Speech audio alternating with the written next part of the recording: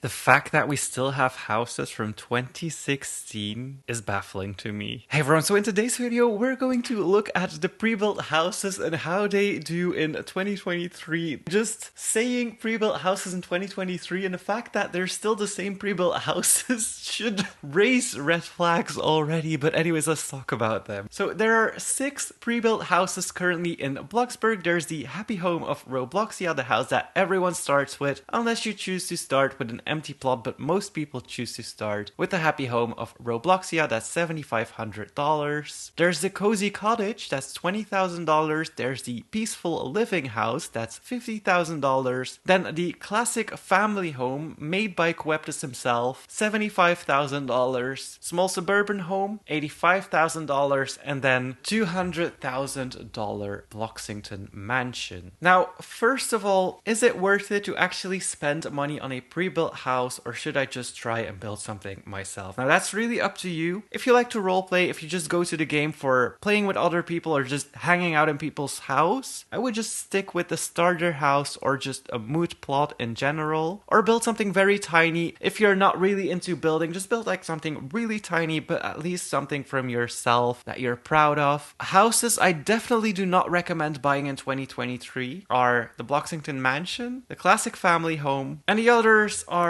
so-so. So anyways, starting with the most expensive one, the Bloxington mansion. This one came out when the game released. This was a house that you could buy. If you could buy this back in the day, you were really rich. It was kind of a modern house, and people like to expand on it. So people got multiple floors. They added multiple floors on top of the Bloxington mansion, made it really expensive. Everyone looked up to people who had the Bloxington mansion. However, we are 7 years later now, and that house is so outdated. There's no ceiling lights. There was a lighting update in Roblox, so some of the rooms are very, very dark. All of the furniture used is from 2016. We have a lot better furniture now, and it is definitely not worth $200,000 anymore. I think the resale value of it is about $100,000, so if you buy it and then sell it straight away, you lost $100,000. Same thing with the classic family home. However, I like this one a little bit better than the Bloxington mansion. However, it says a family home and it has only one bedroom. Keep that in mind. If you're thinking that you're gonna get a family home that you can roleplay in straight away and adopt someone straight away, that is not the house for it. You will only get one bedroom and one bedroom only. And I do think that the mansion also only has one bedroom. So keep that in mind when buying these houses. But then the small suburban is kind of in between that family home and the mansion. That's $85,000. This one does have 2 bedrooms. It's very outdated as well, but at least it's updatable. In that sense that the other houses are just straight to remove, like there's nothing much you can do about them to make them look better at this point. The small suburban, you can still fix up, you can still work around it. I would remove the fences around the garden. They really close the house in, but the colors are good. There's a lot of stuff that you can remove straight from the get-go, but the house shell itself still works in 2023 in my opinion. So if you are kind of rich and you want to have a pre-built house, I would suggest maybe getting the small suburban because it's easy to update that house and actually make it work in 2023. Peaceful living, another house, this $50,000, another house that is just so outdated that you cannot really do anything with it anymore. Then there's also the cozy cottage, which is $20,000. Again, I would not recommend buying that, outdated as well. Flowers just randomly on the floor around the house, just very outdated stuff. And then we get to the OG house, the happy home of Robloxia. This one is good for starters and starters only. You can learn to paint your house, you can learn how to use everything. It's a very good house for that, especially like the kitchen and the bathroom, and you can learn to get your moods up and stuff like that. But other than that, I personally would not buy this as a new house. It is really cheap though, but you can quickly make something like that if you know how everything works in Bloxburg already. But if you're a new player, this is a perfect house to start out in. It's a little dated. On the other hand, it's a small house, so it can't be as dated as some of the other houses that you specifically have to buy. So I think this is a pretty okay house to start out with. Now, moving on to what I would do instead of the current pre-built houses that we have, because it's always like easy to to complain and say that we hate them or that they are outdated, but not coming up with solutions is pretty lazy. So I decided to add my own solution or add my own thing that I would do with the pre-built houses. Now, what I'm personally thinking would be the best pre-built houses, since those are houses that usually role players use or people who don't want to load in a house or want to build a house even, is either make a row of houses in the city that you can choose to not load a house in. For example, if you join the game, you can choose to load on a plot or not load on a plot. If you choose to not load on a plot, you load into one of those houses. Like the rent would be like $400 or something that would be added to your bills or something like that. So you'd still have to pay to live in them, but they would be pre-built on the map already. And I think that would be a good solution for people who don't want to actually build a house. And there is a big market for that. Looking at Brookhaven, looking at other games that come with pre-built houses and still have a lot of players, I think it would be a good idea to have some houses on the map already pre-built that people can just load in or spawn into. And then maybe some empty shell houses as well that you can build in if you get a little bit better, that maybe have a higher rent than the houses that are completely pre-built that you can not do anything in or not remove anything in, just like a basic house that you can load to get the hang of the game basically, or just role play and without having to buy something or use up a big plot away from the city. I think it would bring more players into the game as well. However, that brings up another question. Should servers then expand to more than 12 players? And I'm like, on one hand, yes. On the other hand, no. On one hand, I'm like, if there's free plots, then of course you should give those plots to people who want to join. Maybe allow 15 people to join. But then there will always be servers, and maybe for some people it's really annoying. There will always be servers that are full, and then you always have to load into one of those pre-built houses. And by the time you find a server where you can load your house, and maybe you don't want to play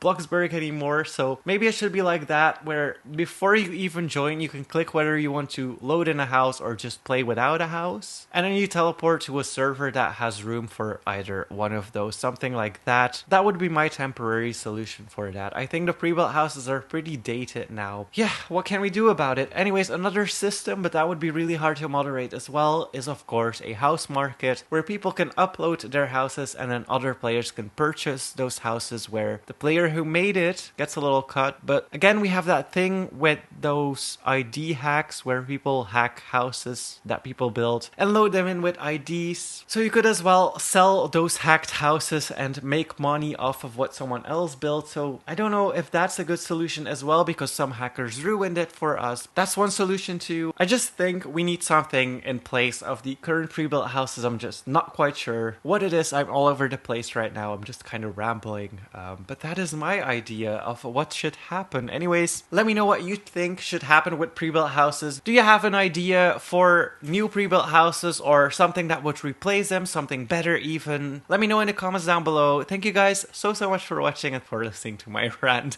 Anyways, hit that like button and please subscribe.